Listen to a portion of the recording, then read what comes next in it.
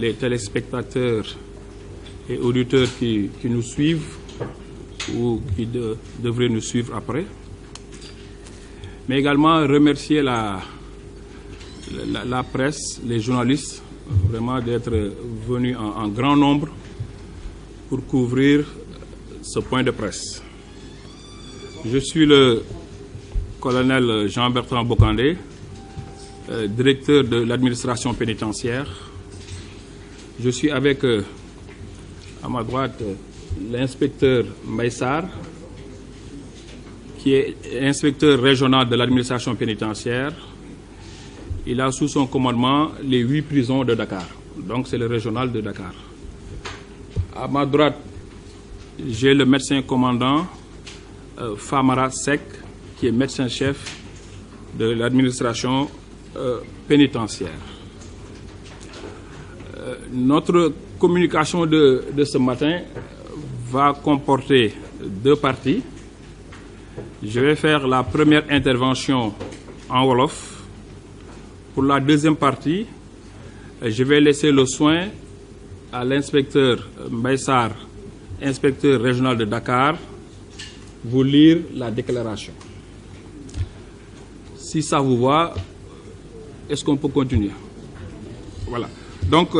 jërëjëf di bamtuwaat nuyoo yi yéen ñi ñëw fii di leen nuyu di nuyu ñu ñuy seetaan ak ñu ñuy déglu vraiment di jaajëfal presse bi ak taskatu xibaar yi ñu wuyu si nañ ñu suñu waxtaan bu ñu dëgmal yéen ñëpp xam ngeen lu tax ñu woote waxtaan bi fan yi kaso bi yëngatu na surtout ci côté pavillon spécial mooy maanaam affaire évasion maanaam daw suñu benn détenu bu tudd Pape Mamadou Seck. waxtaan bi nag dañ si jublu parce que ñu bëri sax neewoon nañu ma jaru ko parce que def ngeen benn bataaxal lu ñu naan communiqué fukki fan ak benn ci weer bi ñu nekk que doyoon na man la leen déet xam nga waxtaan moom du mës a doy te communiqué bi bëri na ñu bokk ñoo xam ne duñu ko mën a lire man sax jot naa woote ñaari organe de presse pour vraiment ñaan leen communiqué bi dañu ko affiché léegi su leen neexee à côté ñu def seen commentaire ba mu leen wooyee itam may nañu ko ñu bi itam waxtaan pour yaatal parce que li ñu koy waxee am na un besoin d'information ñii dañu bëgg a xam waaw te itam ñii suñu bëggee xam il faut nga ñëw toog waxtaan ak ñoom surtout ñun ñii nga xam ne ci li ñuy liggéey xam nga nee nañ nettali ci làmmiñu borom te ñun yàlla daf ñu natoo ñuy liggéey ci kaso yi mais moomuñu ko day loo xam ne dañ ko bokk ak ñëpp dañ ko bokk ak sénégalais yi dañ ko bokk ak képp kuy dund Sénégal dañ ko bokk ak àdduna ba tax na day baax léeg-léeg ñu toog su dee réeroo dafa am ñu ñëw waxtaan wax ñun lu ñu xalaat ci mbir bi balaa may xuus ci lu ñu fi indi bëggoon naa rappeler tuuti mission administration pénitentiaire waaw parce que kuréel la boo xam ne képp koo xam ne da nga war a dem kaso muy këyit bu la fa yóbbu da ngay nekk su suñu responsabilité donc képp ku ñu am mandat dépôt nga dem di xaar wala ñu tëj la ñu ñoo lay yore ci yore boobu tamit dañu am ñaari sas bu si njëkk mooy kaaraange bu si topp mooy réinsertion mun naa ko traduire rek mooy tabax nit nu mu duggee ci kaso bi ñu fexe ba suy génn mu tane mu changé melokaan donc kaaraange bi nag dafa yaatu kaaraange bi lu ci jiitu mooy nit bu ñu yoree warul gaañ suñu loxo warul gaañ nit mais tamit fi mu nekk ci kaso bi waru fu mun a génn kaaraange bi gën a yaatu loolu ndaxte ñun dañu sas képp koo xam ne dénk nañu ñu war ko dundal faj ko saa yu ko soobee waaw te du ci fay dara. Donc ci gàttal loolu mooy mission kaaraange administration pénitentiaire. Réinsertion moom mooy tabaxaat xam ngeen activité de réinsertion yu ñu def yooyu du ma ko fi développer parce que du loolu sax moo tax ñu toog fii. Je crois que l'aspect sécurité ci lay gën a insister. Donc pour ñëw si Pape Mamadou Seck ni ngeen ko xamee yéen ñëpp dañu ko placé sous mandat de dépôt ñaar fukki fan ak juróom-ñeent ci weeru juin.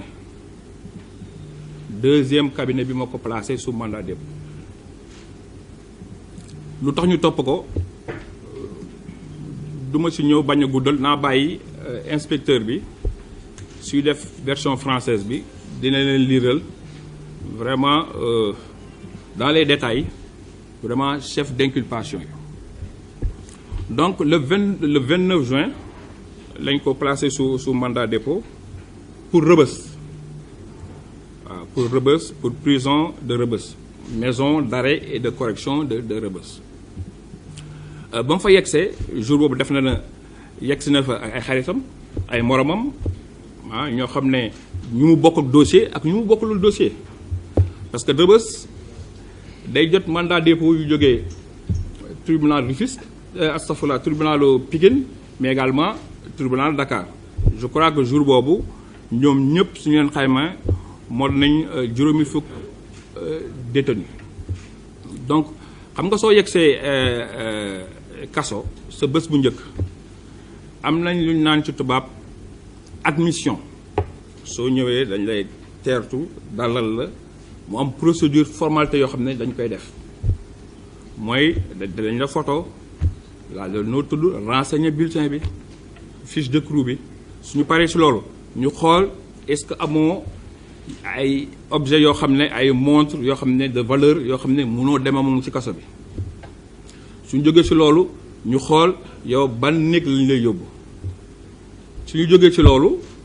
loo xam ne am na solo mooy examen médical képp kuy dugg kaso balaa ñu lay dugal fenn dañ lay saytu xool la examiner la am na infirmier parce que ñun fanweeru ak juróom-ñaaru kaso la ñu am kaso bu nekk am na infirmerie ci biir boo xam ne mooy def liggéey boobu moom nag ba mu yegsee ñu examiner ko mu waxtaan ak infirmier bi ñu kii ko xool situation am ñu xam ne dafa feebar donc war na am prise en charge boo xam ne bu wut ak ñeneen yi ci ëllëg si muy fanweeru fan ci weeru juin ak docteur Famara Seck ñu ne kii il faut que ñu wutal ko rendez-vous hôpital Le Dantec fu ñu dem xool ko parce que day koo xam ne li ñu gis ak lu mu ñu wax mënuñu ko jël en charge ci infirmerie bi ci le docteur bi wut rendez-vous hôpital Le Dantec mu am rendez-vous bi benn fan ci weeru juillet xam nga loolu du lu yomb man xam naa ko yéen ñi sax mu leen ko am nga ñëw tey suba nga laaj rendez-vous surtout ci spécialité ñu accordé la ko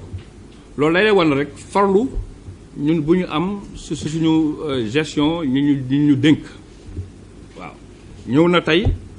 gis nañ ne yaram bi sutante na ëllëg si ñu wutul ko rendez-vous hôpital de Dantec sutante bi nag da ko indaale parce que ñi nga dossier médical nag xam nga nekk c'est secret donc duma ci mën a dugg yoon mayu ma ko mais rek ci misaal gis nga lii benn bulletin d'analyse en tout cas hôpital 2021 mi ngi nii bu 2021 donc feebar moom peut-être que ñëpp mënuñ ko bañ a yëg mais kenn du ko laam-laamee parce que day loo xam ne du ko indaale donc ba ñu amee rendez-vous bi le premier mu dem consultation ci hôpital Aristide Le Dantec consultation spécialité parce que suñu docteur bi am na spécialité am mais feebar bu Pape Modou am du spécialité am moo tax da koy orienté ci koo xam ne xam-xamam màcc na ci loolu. moo tax très souvent dama naan ñu ñuy en tout cas ñoo xam ne lu ñuy liggéey daf leen soxal que médecin Sénégal yëpp médecin détenu lañu. détenu bu feebar fu may fajoo fi ngeen di fajoo moom foofu lay fajoo daanaka hôpital Le Dantec suñuy wax rek hôpital de référence la ci Sénégal mun naa wax sax ci sous-région bi. donc si la dem ci consultation bi médecin bi recevoir ko examiner ko médecin bu ko recevoir examiner ko nekkul administration pénitentiaire man mii sax xawma ko waaw xawma ko musuma ko gis spécialiste la mu defal ko billet d'hospitalisation bii comme ni mu la ko waxee bul photo comme ni mu la ko waxee dossier médical la waruma ko mën a partager mais dama leen koy wan nii rek au moins ngeen gis ko ba mu ko examiner xool ko ne kii ak jàngoro bu mu am na toog pavillon spécial mi ngi nii da ko bind noir sur blanc na toog pavillon spécial parce que pour mu mun ko gën a mën a gérer mayu ko sax mu dem Rebeuss parce que Rebeuss am nañu fi infirmerie am na ñoo xam ne feebar nañ mais foofu lañ leen di seetee donc ci lañ ko bàyyi pavillon spécial nag hôpital Le Dantec la pavillon hôpital la mais kaso la donc da ngay gis ne bërëb boobu dafa am un statut particulier te ñu fa nekk tamit naam ay détenu lañ mais nag dañu feebar te ñi fa nekk feebaruñu feebar bu oyof te pavillon foofu ñi dañu jóge fépp ci Sénégal di nga gis koo xam ne mi ngi ci kaso bi feebar nekk Vélingara dañ koy transporter indi ko pavillon spécial kii jóge Saint-Louis kii jóge Matam kii jóge feneen dañuy indi au pavillon spécial su dee ñoom région bu ñu nekk mënuñu am prise en charge boobu te très souvent day nekk prise en charge yoo xam ne dafa diis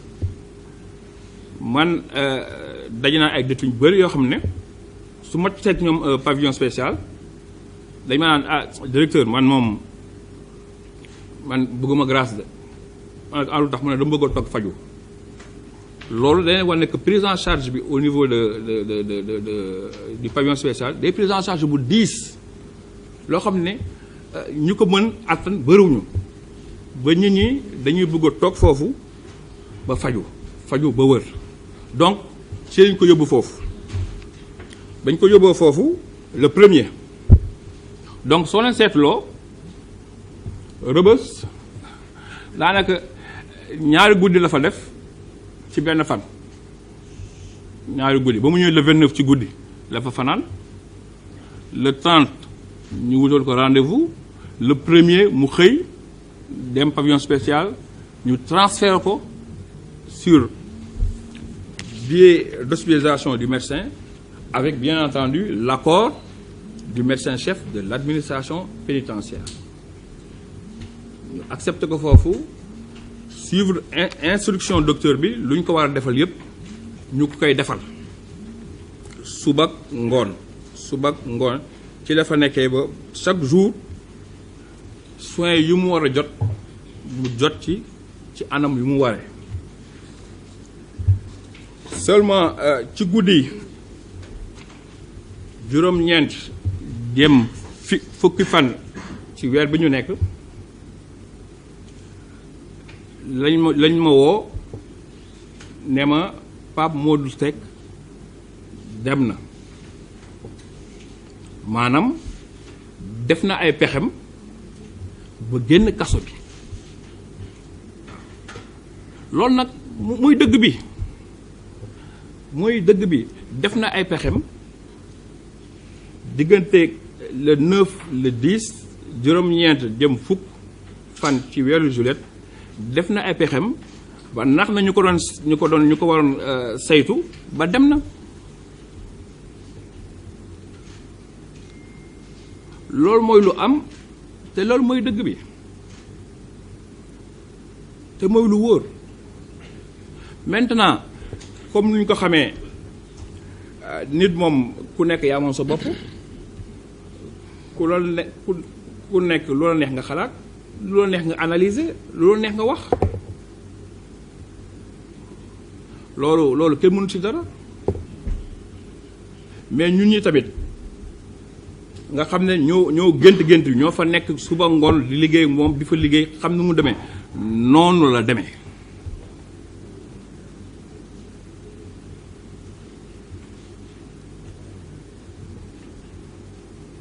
loolu mooy dëgg bi maintenant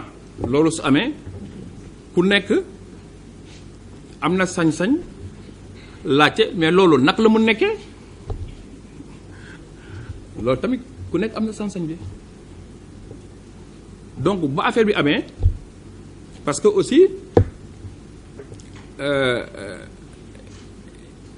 évasion maanaam ñu téyle ci kaso nga rëcc ci kaso la bokk amul kaso àdduna bu dul am évasion mais mooy li ñu koy tuddee incident ñun bu ñuy gën a metti en tout cas ci profession bu ñu nekk nga nekk garde wala nekk ci kaso yore ko ñu ne détenu nax na la dem na loolu su amee rek c'est parce que yow mi yor ko seet saytu yow mi yor ko seet am na luy sooxe sa boor ba tax na dem bi su amee dañu koy nangu wax ko après nag def lu ñu war a def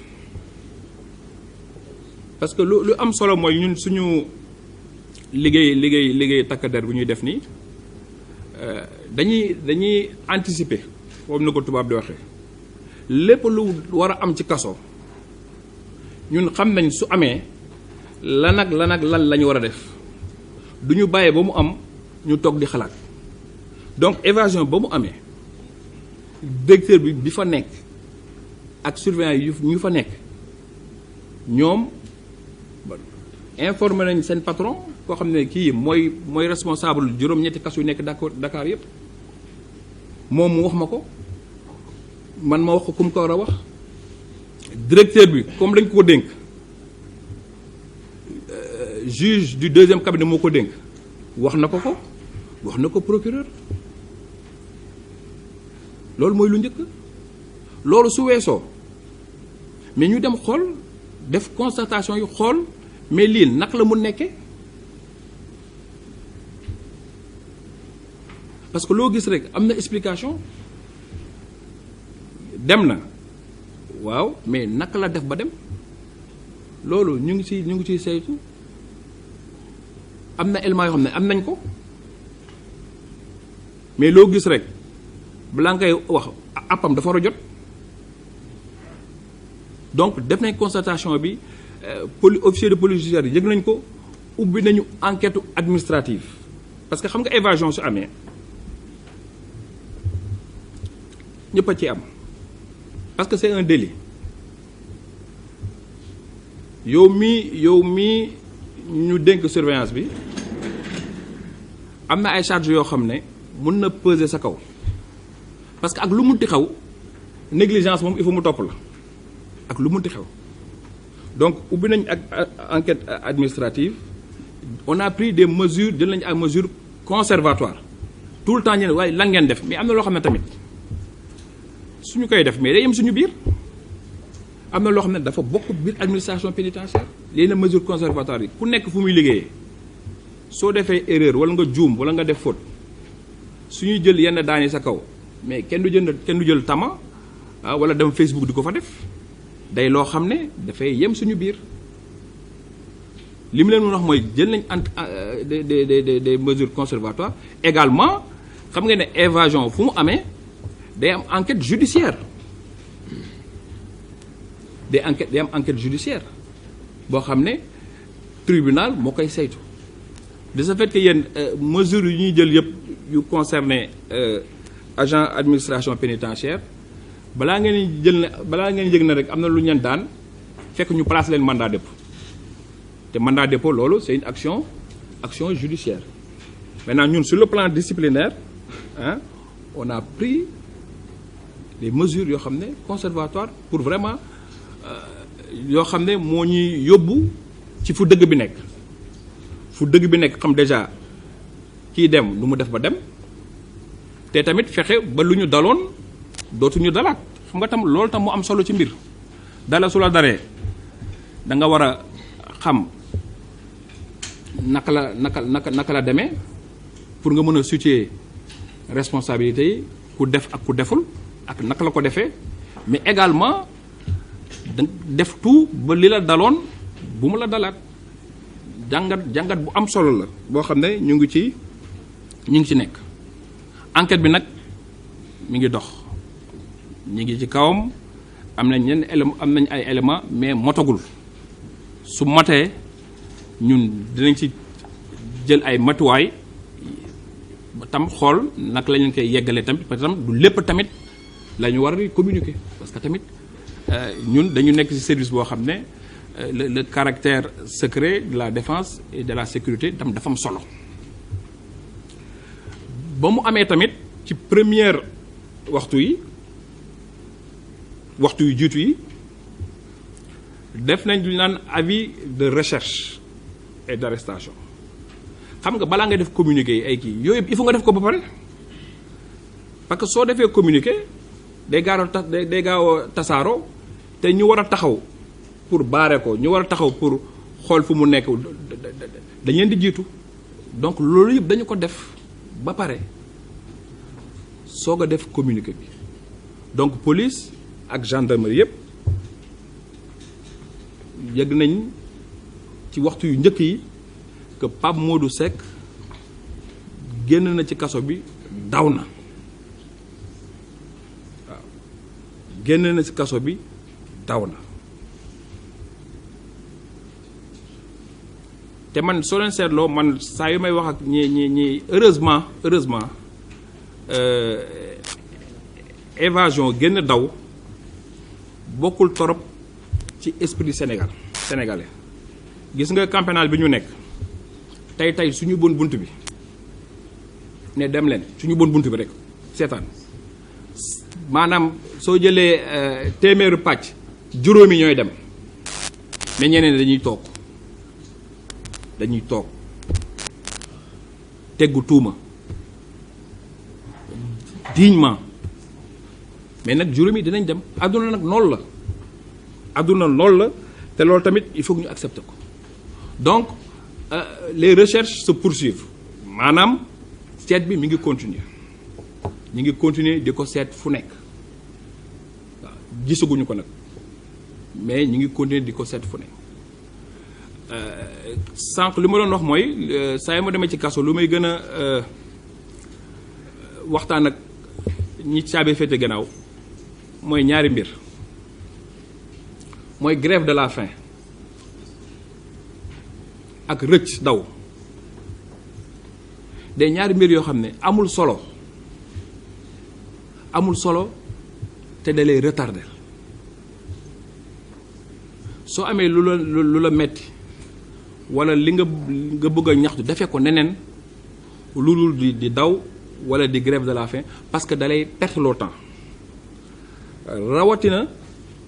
daw parce que comme ngeen ko xamee daw day yokk xar bi karaw parce que soo dawee li ñu lay toppee day tegu daw bi ñëw yokku ci parce que daw c'est un délit boo xam ne code pénal prévoir na ko te daan na ko donc de loo xam ne vraiment nit ñi détenus suñ ko mënee éviter dañu ko éviter parce que amul solo da lay perdre loo sa temps te Sénégal àdduna moom day yàgg rek ah dinañ la gisaat dinañ la jàppaat di nga ñëwaat te amul solo fu may jeexale j'espère que waxuma lu bëri mooy damay lancer un message à Pape Mamadou Seck waaw je crois que am na solo trop parce que xam nga évasion su amee ñun ñi nekk administration pénitentiaire war a yore kaarangem am nañ ci responsabilité c'est une faute matta di la suñu boor parce que nit waruñu la ko mun dénk mu dem ak nu munti demee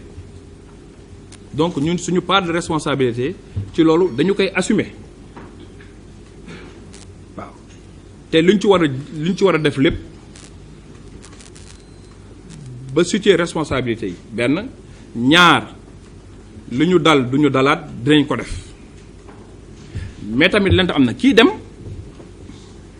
am na responsabilité parce que moom moo choisir dem part de responsabilité am aussi da ko war a assumer moo tax ma koy ñaan fii li mu def juumte la na delloo ci xelam ñëwaat pour ñaari mbër bu njëkk bi mooy mu ñëwaat dellu ci faju parce que soo gisee ñëpp ko pavillon spécial te ñi nekk rëbës kenn xamul seen lim ay ñaari jullit lañ moom ñu jël ko fa mu def benn fan ñaareel bi ñu wutal ko rendez-vous spécialiste ñu gis ko ñu ne ko toogal fii ñu bàyyi ko mu toog foofu c'est parce que ñi ngi jéem a dab ak yelleefam te bëgg nañu mu faju donc na dellu si pour faju benn ñaareel bi na dellu si teggu tuuma damay ñaan aussi citoyen bi sénégalais yi vraiment ñu jàppale ñu ci waaw soo leen gisee également division bi dañ def une division large ah naam wax nañ ko police wax nañ ko gendarmerie mais ñun suñu compte Facebook def nañ ko ci parce que tam nit su rëccee da ngay def une division large avec sa photo du caagan ne dañ ko bëgg a humilier wala dañ ko bëgg mais du noonu la procédure loolu la nit soo ko bëggee gis ah da ngay envoyer recherche avis de recherche nga teg ko fépp foo xam ne nit mun na ko gis ah su ko gisee signal leen ko donc maa ngi ñaan vraiment sénégalais yi ñu jàppale ñu si parce que ñun si suñu liggéey dañ naan un évadé est un danger d'une façon générale xam nga nit su génnee kaso rëcc c'est un danger la pour boppam ak danger la pour population yi donc vraiment ñu jàppale ñu ku ci am information vraiment mu wax ñu ah moom it suñu déggee xam naa ne mu ngi ñuy dégg ah mu delloo ci xelam ñëw lu ci njëkk mooy faju parce que détenu yu ñu nekk pavillon spécial naam ay détenu la mais malade bi moo ëpp détenu bi waaw parce que xam nga feebar rek am yenn feebar yi daanaka kaso la waaw soo jógee su la nga nekkaat kaso dafa mel ne nekk nga kaso ñaari yoon ce qui fait que traitement bu détenu pavillon spécial am nekkuma fi di justifier quoi que ce soit aussi bokkul ak traitement boo xam ne ñi nekk camp pénal ñi nekk gi ñoo ko lañ leen di teg bokkul donc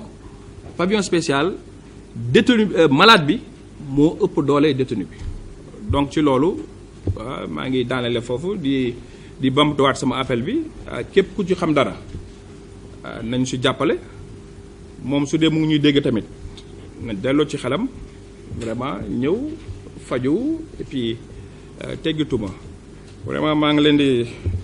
gërëm di leen sant vraiment ci wuyu si bi di wax ne nag mbir bi moom du leneen lu dul toj kaso noonu laa ko mun waxee ci olof toj kaso génn waaw parce que kaso moom suñ la génnee corvée ci biti sax ci buntu camp pénal sax nga jóge fa daw suñuy wax da nga naan da nga toj kaso dem waaw donc toj na kaso bi rëcc na dem na loolu mooy lu am waaw suñu si amee leneen lu bees nag ci lu ñuy def ci seet bu ñuy def waaw dinañ leen ko yeggee soit nii wala communiquer en tout cas maa ngi leen di sant di leen gërëm wasalaam.